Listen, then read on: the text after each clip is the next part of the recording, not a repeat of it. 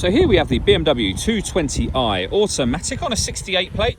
I'm going to start off by showing you around the outside of the car, and then we'll hop in and run through some controls on the inside. But from the outside, you can see it's a 5-door car with alloy wheels and tinted windows. Let's start off inside the boot and then work our way around the rest of the car from there. So the tailgate on this car will open electrically. You can do that via the key or the tailgate itself. As we approach the back of the car, you can see we have reversing sensors, plenty of boot space as well, along with 3 individually folding rear seats should you wish to increase that space even further, and then extra boot space underneath this removable tray section. Okay, so we're just going to work our way back round to the front of the car, and then we'll hop in and run through some controls on the inside. But now that we've done a full circle of it, you can see it's in excellent condition the whole way round.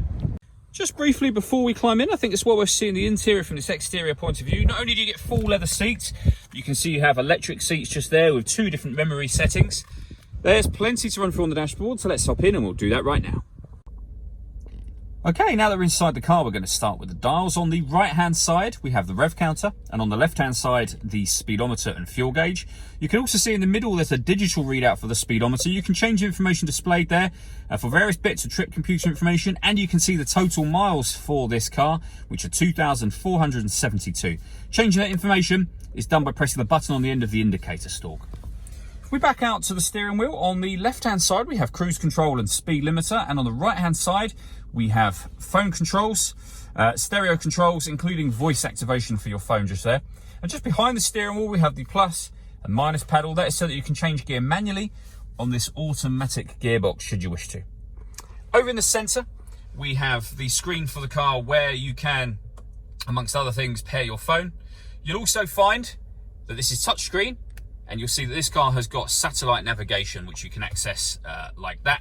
There's a full video that shows how the satellite navigation works that you can find on our website and on our YouTube channel, but ultimately a very easy system to use. Now, you don't have to do everything on the screen as a touch screen. You can do what I'm doing now, which is to use the iDrive system. Essentially this dial and this collection of buttons, but you can do almost everything from here.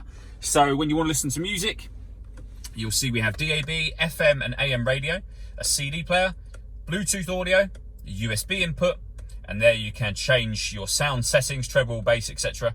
And you can pair up your phone from here as well. Or you can pair up your phone under the communication heading just there. If we pop the car into reverse, you'll see that we have got not only reversing sensors, but we have this visual guide that lets you know when you're near an object, as well as you obviously hearing the beeps get closer together as you get nearer to an object. Working our way down from that, we have the CD player just there, and then we have dual zone climate control. So you can adjust the passenger temperature, the driver temperature, the fan speed up and down. You can determine what direction you'd like the air to be distributed in this car. When you're happy with all those settings, so you can change the direction from there. When you're happy with all of those settings, that button turns the air conditioning on. That's on right now, and it turns it off again, of course. Or hit auto, and in doing so, you'll see that the car will now take control of the fan speed and the direction of the air to maintain the temperatures that you've asked for. To override that, press the auto button again, and you'll go back to your previous settings. This car's also got heated driver and passenger seats, both with 3 different heat settings each. That button turns the traction control off. This one will put the car into sport mode, comfort mode, which is your everyday driving, and also Eco Pro.